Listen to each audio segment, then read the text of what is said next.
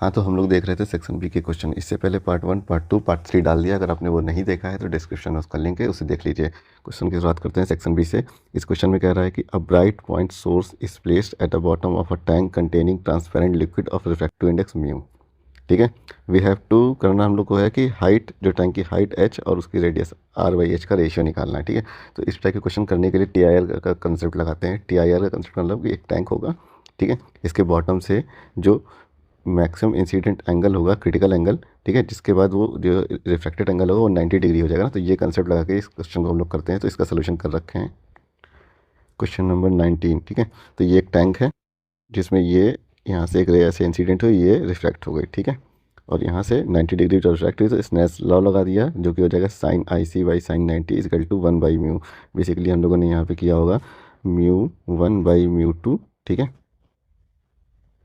और μ1 है एयर का रिफ्रैक्टिव इंडेक्स जो कि हो जाएगा 1, और वाटर का है जो ट्रांसपेरेंट लिक्विड है उसका है म्यू, तो यहाँ पे 1/μ हो गया, ठीक है। और इस तरह से sine I C equal to मिल गया 1/μ, इससे कॉस आई सी मिल गया √μ² माइनस 1/μ। इससे हम लोगों ने टेन आई सी निकाल लिया, और ठीक है, sine I C by cos I C करके। और जब 10 मिल गया तो यहाँ से देखिए आप, ये यहाँ से अगर ये एंगल आई सी तो ये एंगल आई सी, और यहाँ से जब 10 आई सी निकालेंगे तो क्या हो जाएगा, 10 थीटा बराबर होता है परपेंडिकुलर अपॉन हाइपोटेनस ना। तो परपेंडिकुलर यहाँ पे रेडियस हो जाएगा और हाइपोटेनस यहाँ पे एच हो जाएगा। तो r/h इक्वल टू आ गया √1/√μ² माइनस 1।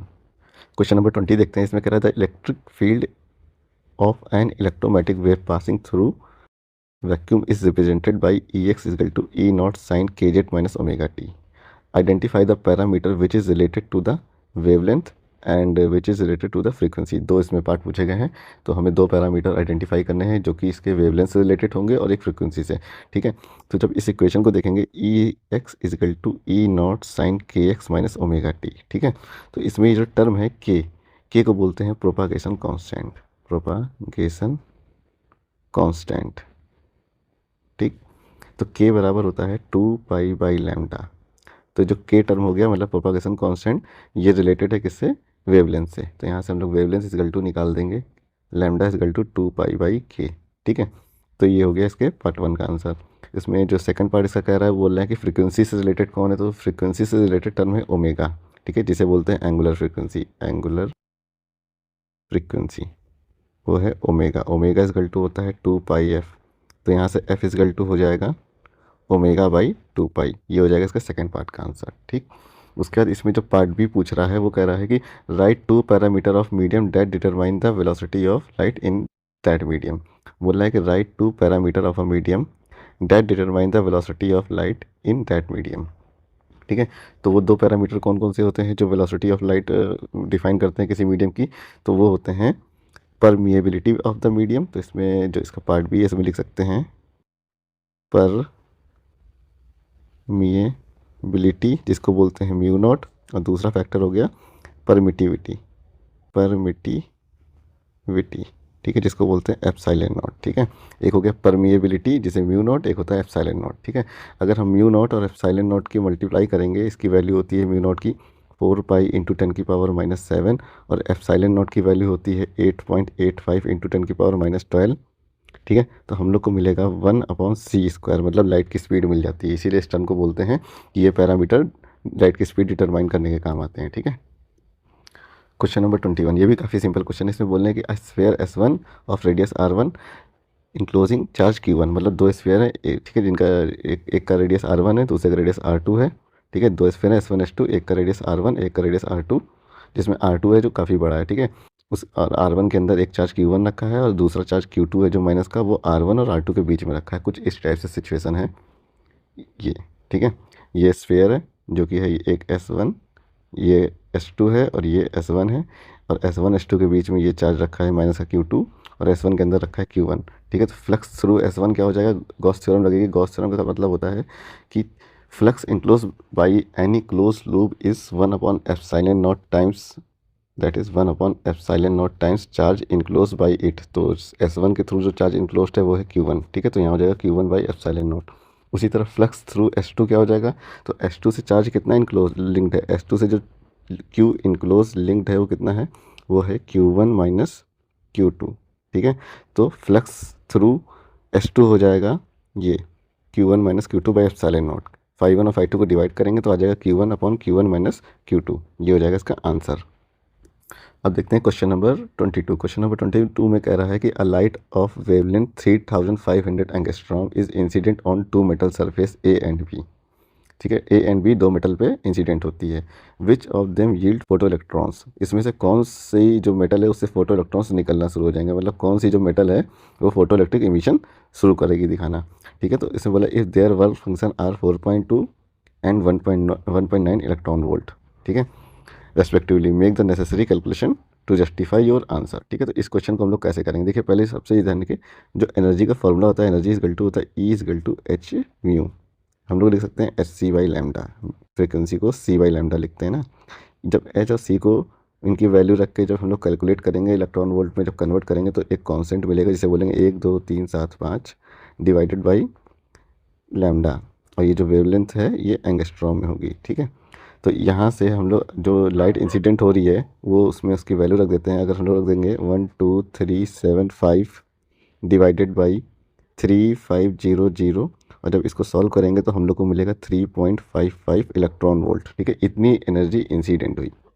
जो मेटल भी है उसकी तो उसका जो वर्क फंक्शन 4.2 है, यानी कि उससे तो इलेक्ट्रॉन नहीं निकल पाएंगे। ठीक है, और जो मेटल इसमें, अच्छा ये वर्क फंक्शन फाई ए गिवन है 4.2 और फाई बी गिवन है 1.9, तो यानी कि मेटल बी से इलेक्ट्रॉन निकल जाएंगे क्योंकि ये 3.55 से काफ़ी कम है। ठीक है, वर्क फंक्शन का मतलब ही ये होता है कि the energy required to remove या to eject out electron from the surface of a metal is known as work function. तो इसमें जो आंसर हो जाएगा इसका वो हो जाएगा मेटल बी, जो कि फोटो इलेक्ट्रिक इफेक्ट दिखाएगा, मतलब उससे फोटो इलेक्ट्रॉन्स निकलेंगे। क्वेश्चन नंबर 23 में क्या कह रहा है कि इलेक्ट्रिक फील्ड 500 न्यूटन पर कूलम एक्स एक्सिस के डायरेक्शन में लगा दी गई है, और ओ बी ए आर, ठीक है, ये O B and A are 3 points हैं जिनके जिनके कोऑर्डिनेट्स 004003 दे रखे हैं, और हमें कैलकुलेट करना है potential difference between point O and A, O and B. ठीक है, दो दो इसमें पार्ट दे रखे हैं, ये दोनों करने हैं। तो क्वेश्चन नंबर 3 देखते हैं कैसे करेंगे। क्वेश्चन नंबर 3, ठीक है, इसमें ये एक एक्स एक्सिस है और ये एक वाई एक्सिस है। ठीक, यहाँ पे 0,0, यहाँ पे 0,4 और यहाँ पे 0,3।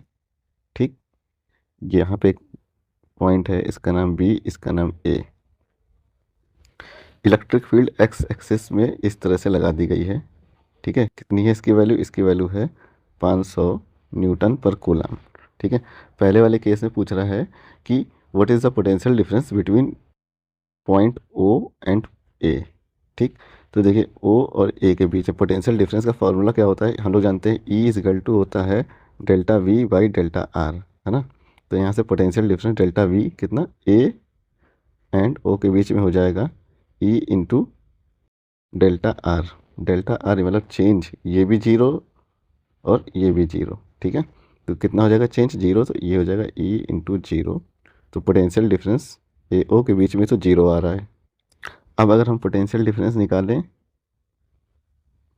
बी ओ के बीच में, है ना, तो बी ओ के बीच में क्या हो जाएगा ई इंटू डेल्टा आर, और ई है 500, डेल्टा आर कितना हो गया, यहाँ से यहाँ तक कितना चेंज हो रहा है, यहाँ से यहाँ तक हो रहा है 4 माइनस 0, तो आंसर हो जाएगा 5 4 जा 20 2000 वोल्ट। ये हो जाएगा इसका आंसर।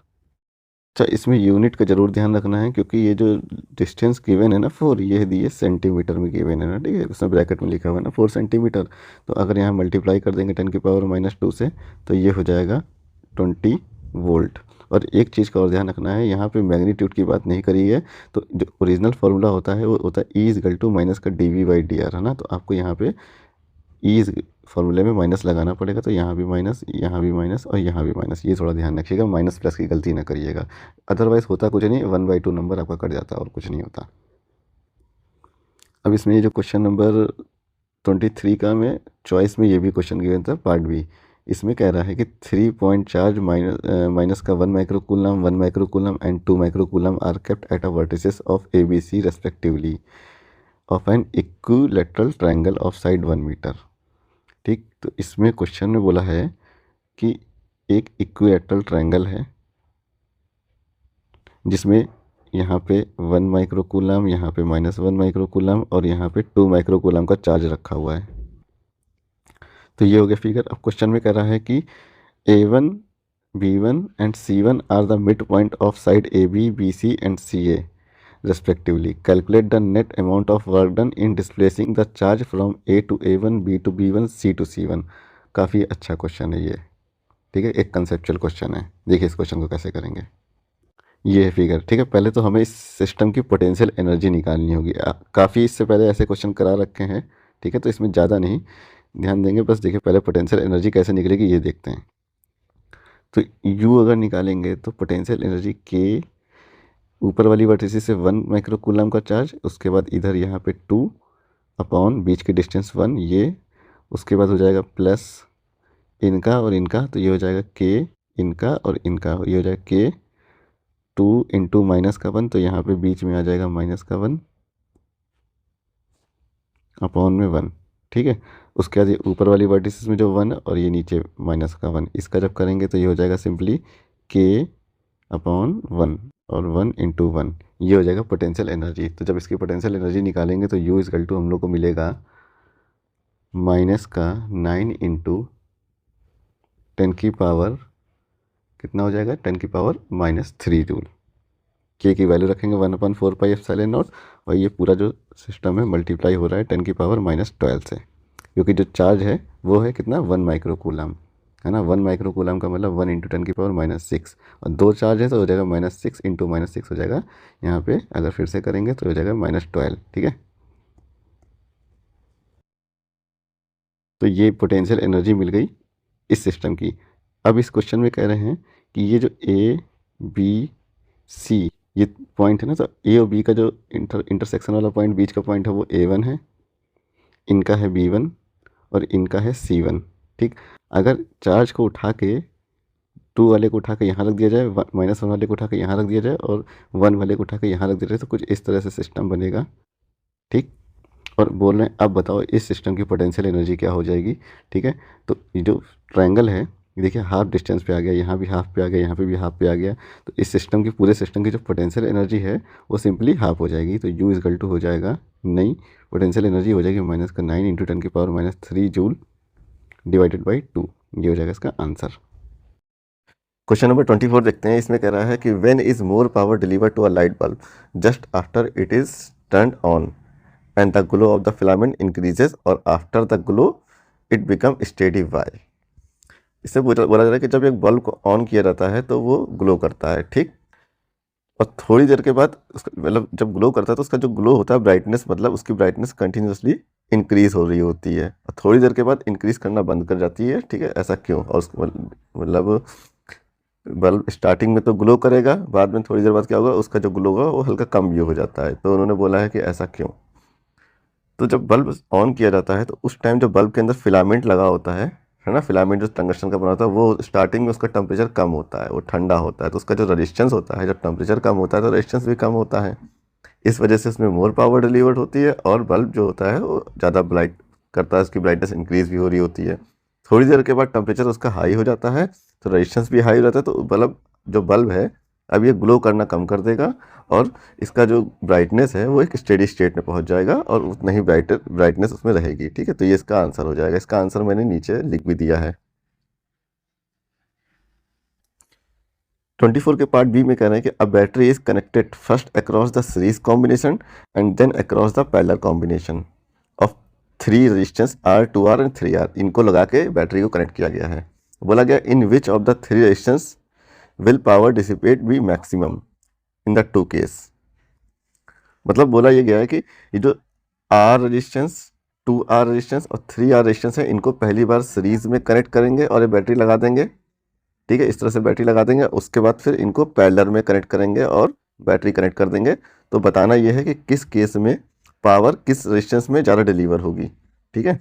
जैसे मैंने पहली बार अगर सीरीज लगाया तो सीरीज में तो करंट सेम होती है, तो पावर के लिए करंट का फॉर्मूला उठाएंगे जो कि होता है I²R, यानी कि पावर जो डायरेक्टली डिपेंड कर रही है रेजिस्टेंस पे डिपेंड कर रही है ना।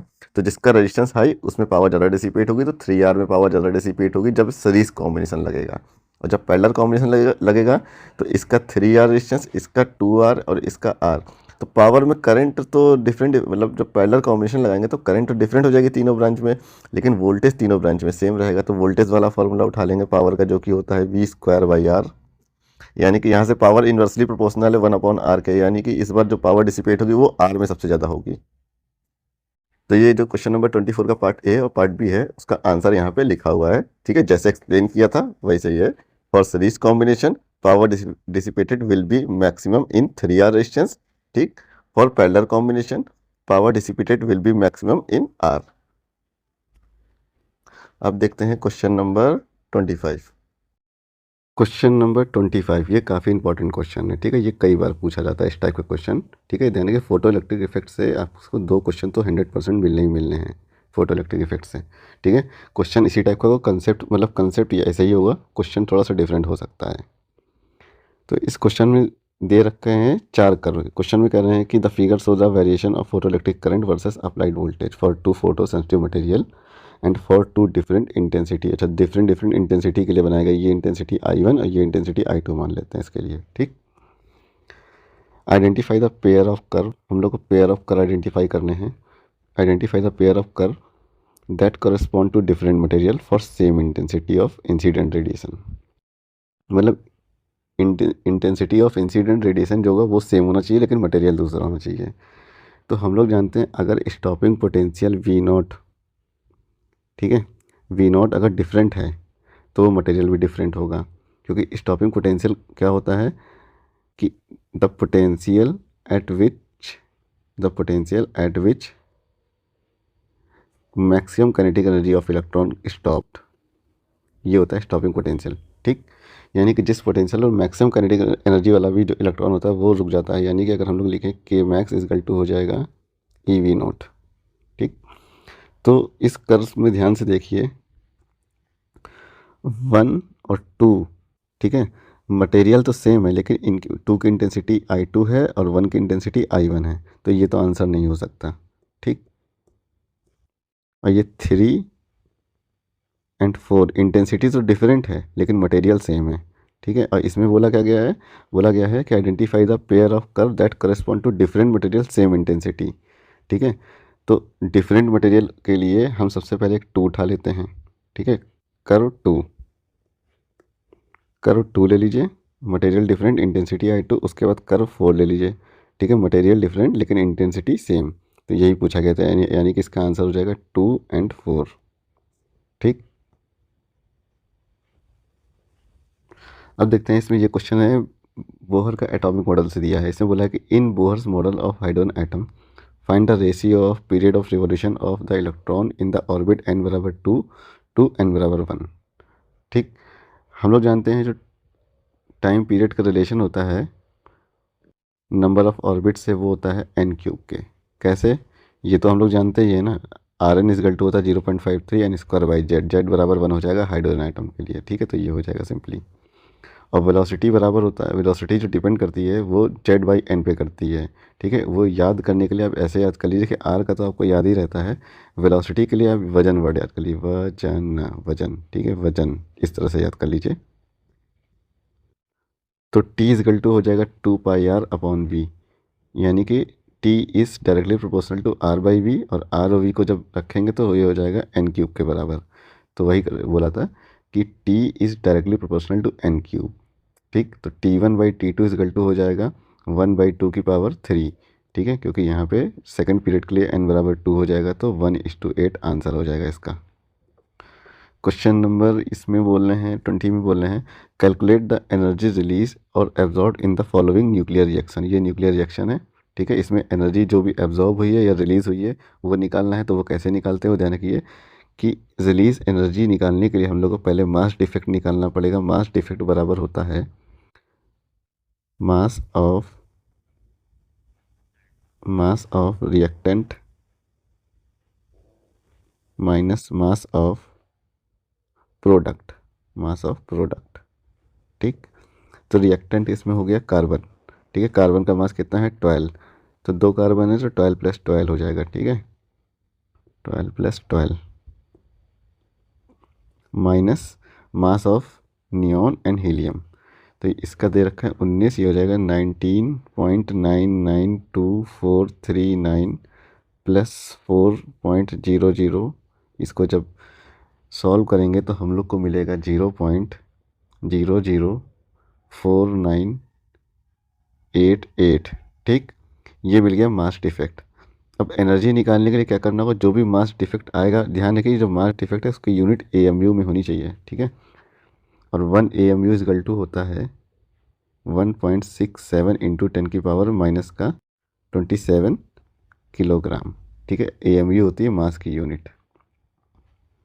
तो यहाँ से एनर्जी निकालने के लिए सिंपली डेल्टा M जो भी मास डिफेक्ट आएगा, इक्वल टू तो होता है डेल्टा MC²। ठीक है, लेकिन आप सिंपली क्या करिए, जो मास डिफेक्ट है उसको मल्टीप्लाई कर दीजिए 931 से। ठीक है, 931 MeV/c² इसकी यूनिट होती है, इससे मल्टीप्लाई कर देंगे तो सीधा आंसर मिल जाएगा, जो कि हो जाएगा 4.61 MeV। ये हो जाएगी इसकी एनर्जी जो भी इसमें रिलीज या एब्जॉर्ब हुई होगी। नेक्स्ट क्वेश्चन है, इसमें कह रहा है कि the electron drift speed is only few millimeter per second for current in the range of few ampere for a given conductor. How then is current established almost the instant a circuit is closed? Explain। देखिए, जो drift current होती है ना, वो ये नहीं होता है कि कोई इलेक्ट्रॉन, जैसे ये इस कंडक्टर में यहाँ से यहाँ तक कोई इलेक्ट्रॉन जा रहा है, ऐसा नहीं होता है। इलेक्ट्रॉन अपनी जिस डायरेक्शन में जा रहे होते हैं उसी डायरेक्शन में मोशन करते हैं। ठीक है, जब इस पर इलेक्ट्रिक फील्ड लगती है जो कि इंस्टेंटेनियस होती है, लगभग लाइट की स्पीड से लगती है, जैसे ही पोटेंशियल डेवलप होगा, इनके बीच में पोटेंशियल डिफरेंस लगेगा, तुरंत इलेक्ट्रिक फील्ड डेवलप हो जाएंगी, जो कि लाइट की स्पीड से ही काम होता है। तो जैसे ही इलेक्ट्रिक फील्ड इस पर लगेगी तो तुरंत क्या होगा, इलेक्ट्रॉन ड्रिफ्ट होंगे। ठीक है, ये इंस्टेंटेनियस इफेक्ट होता है, लगभग लाइट की स्पीड से होता है ये इफेक्ट। इसलिए ड्रिफ्ट करंट तुरंत जो होती है वो सर्किट ऑन भी हो जाता है, और ड्रिफ्ट करंट जो होती है वो लगभग होती है 0.1 मिलीमीटर पर सेकंड स्पीड में, ये इस स्पीड में होती है। लेकिन इसमें इतने नंबर ऑफ इलेक्ट्रॉन होते हैं। ठीक है, कितने इलेक्ट्रॉन होते हैं, अगर एक मोल ले लें तो 10 की पावर कितने एटम होते हैं, 24। ठीक है, तो इसमें इतने सारे इलेक्ट्रॉन होते हैं, तो इन सबकी जब स्पीड जुड़ती है, ठीक है, तो वो काफ़ी ज़्यादा हो जाती है। तो इसमें इसका ये आंसर भी सेम इसी तरह से इसमें लिखा हुआ है। ठीक है, अब ये वाला क्वेश्चन देखते हैं, क्वेश्चन नंबर 17। इसमें जो नेक्स्ट पार्ट इसमें कह रहा है कि V बराबर IR is a statement of Ohm's law is not true. Explain. कि इसमें ये बताना है कि V बराबर IR is a statement of Ohm's law is not true. ठीक है, जो एक्चुअल ओम्स लॉ का जो स्टेटमेंट है वो है 17 का B, वो है कि current is directly proportional to the applied potential difference between the conductor. ठीक है, provided that the pressure and temperature and mechanical property are constant. ये है इसका स्टेटमेंट। तो यहाँ से जब ये कांस्टेंट हटता है, ये प्रोपोर्शनलिटी का साइन हटता है, तो एक कांस्टेंट लगता है जिसे बोलते हैं रेजिस्टेंस। तो ये होता है एक्चुअल ओम्स लॉ। ठीक है, यहाँ से हम लोग निकालते हैं रेजिस्टेंस का फॉर्मूला V/IR करके। इस तरह से हम लोग यहाँ पे बेसिकली पोटेंशियल डिफरेंस का फॉर्मूला निकालते हैं V/IR, लेकिन एक्चुअल स्टेटमेंट इसका ये है ओम्स लॉ का। नेक्स्ट क्वेश्चन में कह रहा है define resistivity of a conductor. ये तो काफ़ी सिंपल है। ठीक है, कंडक्टर की रेजिस्टिविटी डिफाइन करनी है, तो रेजिस्टिविटी क्या होती है, इसको रो से डिफाइन करते हैं। बेसिकली रेजिस्टिविटी होती है इन्वर्स ऑफ कंडक्टिविटी, लेकिन अभी भी डिफाइन इससे नहीं हो रही। आप ऐसे लिखने को तो लिख सकते हैं, आपको नंबर मिल जाएगा कि inverse of conductivity is known as resistivity, लेकिन रेजिस्टिविटी अगर डिफाइन करने को बोला जाए तो आपको रेजिस्टेंस के फॉर्मूले से करनी है। क्या होता है फॉर्मूला, R याद रखिए रोला, ये वर्ड याद रखिए, R रोला, यानी कि रो L/A। ठीक है, ये होता है रेजिस्टेंस का फॉर्मूला। ठीक, अगर आप यहाँ पे L बराबर 1 कर देंगे, A बराबर 1 कर देंगे, ठीक है, 1 मीटर स्क्वायर, ये मीटर कर दीजिए, तो यहाँ से R बराबर क्या हो जाएगा, सिंपली रो के ना। तो अब डिफाइन कर सकते हैं यहाँ से कि, तो यहाँ से रेजिस्टिविटी हम लोग डिफाइन कर सकते हैं। Resistivity is the resistance of a conductor of unit length having unit cross section area, unit cross sectional area. इस तरह से डिफाइन करना है रेजिस्टिविटी की डेफिनेशन बेसिकली। ठीक, इसमें वो दूसरा बात जो बोला जा रहा है, दूसरी बात है कि number of density of free electron in the conductor and their relaxation time. बोला जा रहा है कि how does the resistivity of a conductor depends upon the number of density of free electron and their relaxation time. तो इसके लिए आप resistivity का जो कोर फार्मूला है वो आपको याद करना पड़ेगा, ठीक है। वो आप याद करने के लिए टेक्निक में बता दे रहा हूँ। रेजिस्टिविटी का जो कोर फार्मूला है वो याद रखिए, मनी स्क्वायर। देखिए रेजिस्टेंस बहुत सारी चीज़ों को टाल देता है ना, करंट को टाल देता है, तो इसी तरह अगर मनी कहीं से मिल जाती है तो मनी बहुत सारी प्रॉब्लम को भी टाल सकती है ना। तो इस तरह से याद करिए, मनी स्क्वायर, लेकिन ज़्यादा होनी चाहिए मनी, तभी स्क्वायर बोला है, मनी स्क्वायर, म ना ई स्क्वायर, ठीक है। और ये टाउ, ठीक है, ये हो गया रेजिस्टिविटी का फॉर्मूला। और यहाँ से अगर ए एल कर देंगे ऐसे तो मिल जाएगा हम लोग को ये फॉर्मूला, ठीक। तो बेसिकली ये आपको याद रखना है, रेजिस्टिविटी का formula rho equal to m n e square by tau, ठीक। तो यहाँ से देखिए रेजिस्टिविटी किस किस बात पे डिपेंड कर रही है, रिलैक्सेशन टाइम के इन्वर्सली प्रोपोर्शनल है। तो पहले सबसे आप लिख सकते हैं, सबसे पहले पूछा गया है कि number of density of free electron ना, तो आप ऐसे लिख सकते हैं rho is inversely proportional to n. उसके बाद रिलैक्सेशन टाइम से पूछा गया है तो ऐसे लिख सकते हैं rho is inversely proportional to the relaxation time, यानी कि रिलैक्सेशन टाइम अगर घटेगा तो रेजिस्टेंस मतलब रेजिस्टिविटी बढ़ेगी। और ये जो मैंने अभी ऐसे बताया था इसको याद करना है, मनी स्क्वायर टाउ, ठीक है। अगर मनी टाल ऐसे, जो मनी है बहुत सी प्रॉब्लम को सॉल्व कर देती है, तो यहाँ पे ए एल ऐसे लगा देंगे तो ये रेजिस्टेंस का एक्चुअल फार्मूला आ गया। मतलब जो हम लोग करते हैं ना वेरिफिकेशन ऑफ ओम्स लॉ, ठीक है, उसमें ये फाइनली रिजल्ट निकाल के रखना होता है ना। तो अगर रिजल्ट नहीं याद है तो आपको ये अगर डायरेक्ट याद है तो ऊपर तो कुछ भी कहानी बना के लिख सकते हैं, नंबर मिल जाते हैं। अगर 5 नंबर में क्वेश्चन आया होता है कि verification of Ohm's law, and में आपको ये लिखना ही लिखना है मनी स्क्वायर टाउ टाल, ठीक है। ये लिखना ही लिखना है, इससे ओम्स लॉ वेरीफाई हो जाता है कि ये कांस्टेंट होता है, एल भी कांस्टेंट, ए भी कांस्टेंट, टाउ भी कांस्टेंट, एन भी कांस्टेंट, एम भी कांस्टेंट, ई भी constant, that is resistance is constant. ये प्रूव करना होता है ना। तो अगर आपको ये रिजल्ट याद है तो ऊपर कुछ भी कहानी बना दीजिए, नीचे जो रिजल्ट लिखा है तो मैक्सिमम चांस होती है कि आपको कम से कम 5 नंबर का क्वेश्चन है तो आपको 3 साढ़े 3 नंबर मिल जाएंगे। क्वेश्चन नंबर 18, ठीक है। 18 के पार्ट ए में कह रहा है कि two wave each of amplitude A and frequency omega, ये दो कोहेरेंट सोर्स से निकलती हैं and superimpose at a point if the phase difference between two wave is phi, obtain an expression for the resultant intensity at a point.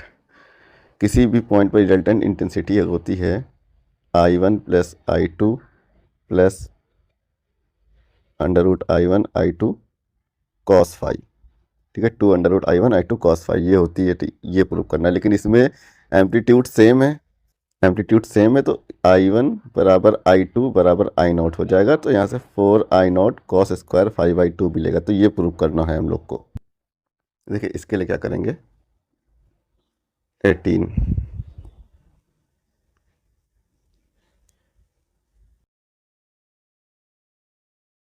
सबसे पहले मान लेंगे कि एक वेव है y1 equal to A sine omega t.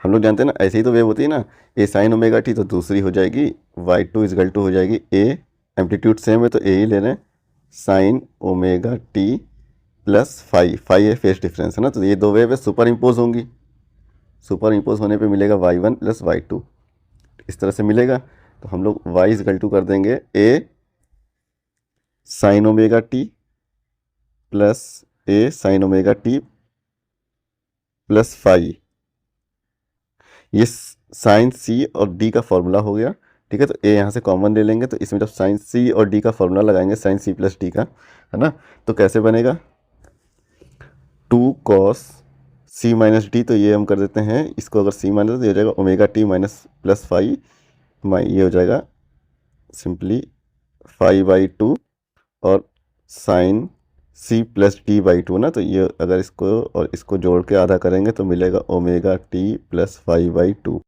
ठीक है। ये टर्म हम लोग को मिला। तो यही हो जाएगी रिजल्टेंट वेव, जिसमें wave sign omega T plus 5/2 के टर्म में है। ये तो कांस्टेंट टर्म में, ए भी कांस्टेंट, 2 भी कांस्टेंट, ऑफ कॉस 5/2 की वैल्यू भी कांस्टेंट। तो इस पूरे कांस्टेंट टर्म को हम लोग बोल सकते हैं एम्पलीट्यूड ना। तो y इजकल टू आ गया रिजल्टेंट वेव का A sine omega T plus pi by two plus 5/2, ठीक है। ये हो गई रिजल्टेंट वेव जिसका एम्पलीट्यूड हो गया ए, ठीक। तो रिजल्टेंट वेव का एम्पलीट्यूड क्या हो जाएगा ए। तो यहाँ से इंटेंसिटी बराबर हम लोग जानते हैं आई इजकल टू होता है के ए स्क्वायर, ठीक। ए क्या है, ए है 2a, ठीक है। ए क्या है 2a, ये देखिए यहाँ पे क्या 2a कॉस 5/2 इसका होल स्क्वायर। तो आई इजकल टू हम लोग को मिला 4a² के कॉस स्क्वायर 5/2। तो हम लोग बोल सकते हैं आई बराबर I0 4I0 कॉस स्क्वायर 5/2। ये हो जाएगी इसकी रिजल्टेंट इंटेंसिटी, ठीक है। अगर आप किसी और मेथड से करते हैं और आप ये प्रूव कर देते हैं I is equal to I1 plus I2 plus 2√I1I2 cos 5, तब भी आपका क्वेश्चन जो है वो सही है, उसका आंसर सही होगा और आपको नंबर मिल जाएंगे पूरे पूरे, कोई भी नंबर कटेगा नहीं। क्वेश्चन नंबर 18 के पार्ट बी में कह रहे हैं what is the effect of interference pattern in Young's double slit experiment when the source and slit move closer to the plane of the slit. मतलब जब जो है ये जो स्लिट है आपस में क्लोज आएंगी, मतलब ये जो ऐसे स्लिट थी ये इस तरह से S1 एंड S2 ये आपस में क्लोज आएंगी, इनके बीच की डिस्टेंस ये कम होगी, तो इंटरफेरेंस पैटर्न पर क्या इफेक्ट पड़ेगा ये पूछा जा रहा है, ठीक है। तो इसका आंसर हो जाएगा, तो क्वेश्चन नंबर 18 बी का जो पहला पार्ट उसका आंसर हो जाएगा as a distance between slit decreases interference pattern produce by different part of the source overlap and finally fringe disappear, ठीक। ये हो जाएगा क्योंकि जैसे जैसे उनके बीच की डिस्टेंस वहाँ पे डिक्रीज करेगी, मतलब ये एस कम हो रहा होगा, मतलब डी ये कम हो रहा होगा, तो डी कम होने से क्या होता है, जब डी कम हो जाएगा तो बीटा बढ़ जाएगा, बीटा बढ़ जाएगा तो ये जो फ्रिंज बननी थी ब्राइट और ये बननी थी डार्क, तो ये क्या होंगे एक दूसरे पे ओवरलैप कर जाएंगे, इससे इंटरफेरेंस जो पैटर्न होगा वो खत्म हो जाएगा, स्टॉप हो जाएगा। तो ये इसका आंसर हो जाएगा। इसमें जो दूसरे पार्ट में कह रहे हैं कि अगर डी इंक्रीज कर जाए तब क्या होगा, जब डी इंक्रीज कर जाएगा तो बीटा क्या होगा डिक्रीज कर जाएगा, तो फ्रिंज जो होगी वो काफ़ी पतली पतली बनेंगी, ठीक है। और धीरे धीरे क्या होगा फ्रिंजेस विल बी डिसअपियर, ठीक है, तब भी इंटरफेरेंस पैटर्न समाप्त हो जाएगा। तो ये हो जाएगा इस क्वेश्चन का एक्सप्लेनेशन। क्वेश्चन नंबर 19 में कह रहा है convex lens has refractive index 1.52, focal length 15, find its focal length when it immerse in liquid of refractive index 1.65 and nature of the lens. तो इसमें जो फॉर्मूला लगेगा वो ये लगेगा 1/f is equal to 1/f is equal to mu minus 1/r1 minus 1/r2, ये formula लगेगा। तो जब पहली बार एयर में लेंस रखा है तो focal length 1/fa is equal to हो जाएगा refractive index of glass with respect to air minus 1/r1 minus 1/r2, ठीक है। ये क्वेश्चन 1। उसके बाद जब किसी लिक्विड में डुबोया जाएगा उसको तो फोकल लेंथ हो जाएगी FL, जो कि हो जाएगी refractive index of glass with respect to liquid minus 1/r1 minus 1/r2। ये क्वेश्चन 2। जब इनको डिवाइड कर देंगे क्वेश्चन 1 और 2 को तो हम लोग को फाइनली मिलेगा FL/FA is equal to refractive index of glass with respect to air upon refractive index of glass with respect to liquid minus 1, ठीक है। इसको सॉल्व करना होगा, ठीक है। तो हम लोग को पहले फाइंड करना पड़ेगा यहाँ पे refractive index of glass with respect to liquid, तो ये बोलेंगे mu G by mu L, है ना। रिफ्रैक्टिव इंडेक्स ऑफ ग्लास कितना गिवन है, refractive index of glass given है 1.52 और रिफ्रैक्टिव इंडेक्स ऑफ लिक्विड है 1.65, ठीक है। तो ये हो जाएगी म्यू जी एल की वैल्यू। तो यहाँ से हम लोग निकाल लेंगे फोकल लेंथ FL, FA कितना है 15 और ये है 1.52 माइनस 1, ये हो जाएगा 1.52 डिवाइडेड बाई 1.65 माइनस 1। तो जब इसको सॉल्व करेंगे तो FL इजकल टू मिलेगा हम लोग को माइनस का 99 सेंटीमीटर, ठीक। तो यहाँ से ये जो लेंस की फोकल लेंथ आ रही है नेगेटिव, इसका मतलब लेंस है converging, lens converging diverging, diverging lens होता है, डाइवर्जिंग मतलब कॉनकेव लेंस। जब कॉन्वेक्स लेंस किसी लिक्विड जिसका रिफ्रैक्टिव इंडेक्स उस लेंस से ज़्यादा है, उसमें जब उसको डिप किया जाता है तो वो कॉन्वेक्स लेंस कन्वर्ट हो जाता है कॉनकेव लेंस में। बेसिकली इस कंसेप्ट पर ये क्वेश्चन था। अब इसमें देखते हैं question number 20। Question number 20 nuclear physics से है। ठीक है, इस टाइप के जो क्वेश्चंस होते हैं वो हर कंपटीशन एग्जाम में भी पूछे जाते हैं। अगर आप नीट की प्रिपरेशन करें तो वहाँ भी पूछे जाएंगे। ठीक है, इसमें बोला कि कार्बन का आइसोटोप दिया है, has nuclear mass 12 AMU, calculate the binding energy of its nucleus. ठीक है, तो ये कुछ मास ऑफ प्रोटॉन AMU में, मास ऑफ न्यूट्रॉन AMU में, जरूरत पड़ेगी तो mass of hydrogen in AMU और mass of helium nuclei in AMU आपको गिवन होगा और बाइंडिंग एनर्जी कैलकुलेट करनी होगी। तो बाइंडिंग एनर्जी कैलकुलेट करने के लिए हम लोग क्या करेंगे, डेल्टा M निकालेंगे। ठीक है, डेल्टा M मास डिफेक्ट निकालेंगे। मास डिफेक्ट जो भी आएगा उसको 931.5 से मल्टीप्लाई कर देंगे तो बाइंडिंग एनर्जी निकाल के आ जाएगी। मास डिफेक्ट कैसे निकालते हैं ये देख सकते हैं हम लोग यहाँ पे। ठीक है, ये हम लोगों ने बाइंडिंग एनर्जी निकालने के लिए मास डिफेक्ट निकाला कैसे, ZMP plus A minus Z मतलब number of neutron into mass of neutron minus total mass of nuclei, ये किया तो मास डिफेक्ट हम लोग को मिला 0.09894। ठीक, जब मास डिफेक्ट मिल गया तो उसको मल्टीप्लाई कर दिया 931.5 से तो हम लोग को मिल गई 92.16 बाइंडिंग एनर्जी। ये इसका आंसर हो जाएगा। अब देखते हैं question number 21। How does the energy gap of intrinsic semiconductor effectively change when doped with trivalent impurity and pentavalent impurity. तो जब ट्राईवैलेंट इम्प्योरिटी से मिलाई जाती है, जैसे फास्फोरस, एंटीमनी, एल्यूमिनियम।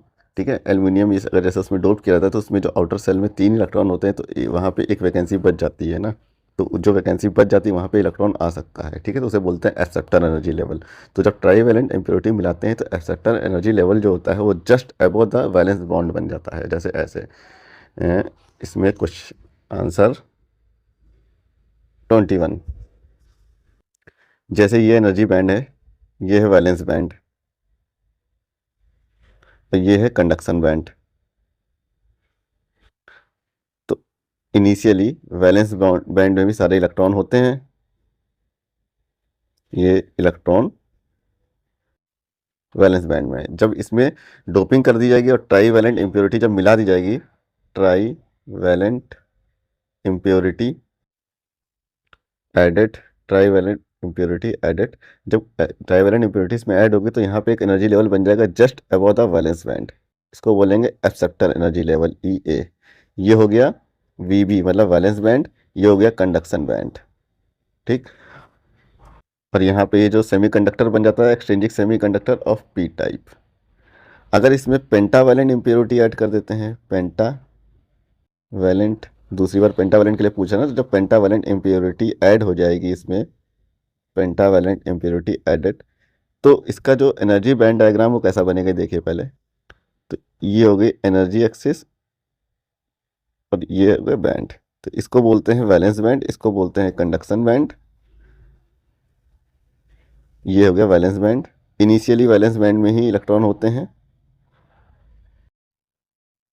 और जब इसमें पेंटावैलेंट इम्प्योरिटी ऐड कर दी जाएगी तो इसमें जो एनर्जी लेवल बनेगा वो कंडक्शन के आसपास बनेगा। जो कंडक्शन बैंड है उससे थोड़ा सा नीचे बनेगा, ये बनेगा डोनर एनर्जी लेवल। मतलब ये जो वैलेंस बैंड बना था, वैलेंस बैंड, इसमें इतनी डिस्टेंस इलेक्ट्रॉन को कवर करनी पड़ रही थी कंडक्शन बैंड में आने के लिए, है ना। तो इस बार क्या होगा, डोनर में जो इलेक्ट्रॉन होगा वो इतनी ही डिस्टेंस कवर करेगा तो वो लो एनर्जी पर ही कंडक्शन बैंड में एंट्री मार देगा और इससे कंडक्शन शुरू हो जाएगा। तो इस टाइप के सेमीकंडक्टर को बोलते हैं एन टाइप इंट्रिंसिक सेमीकंडक्टर। तो ये हो जाएगा इसका जस्टिफिकेशन। तो इस सेक्शन बी में जो शॉर्ट क्वेश्चन पे डिस्कस कर रहे थे ये कंप्लीट हो चुका है। इसकी अगर PDF आपको चाहिए होगी तो टेलीग्राम चैनल पे आप कांटेक्ट कर सकते हैं। अब नेक्स्ट पार्ट से हम लोग सेक्शन सी के क्वेश्चंस को देखेंगे। पार्ट बी के लिए इतने क्वेश्चन काफ़ी है। इन क्वेश्चंस को आप रिवाइज कर लीजिए, देख लीजिए कैसे लिखे जाते हैं और की concept of all the chapter आपको पता होने चाहिए अगर आप बोर्ड में अच्छे मार्क्स लाना चाहते हैं तो।